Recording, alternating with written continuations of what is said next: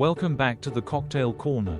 For this 1-minute podcast, we're tackling a classic that's been a staple of cocktail culture for over a century, the Manhattan. It's smooth, rich, and easy to make. Let's get started. Here is the recipe to build this cocktail. 2 ounces rye whiskey, 1 ounce sweet vermouth, 2 dashes Angostura Bitters, maraschino cherry for garnish. Now, let's build the cocktail. Start with your mixing glass.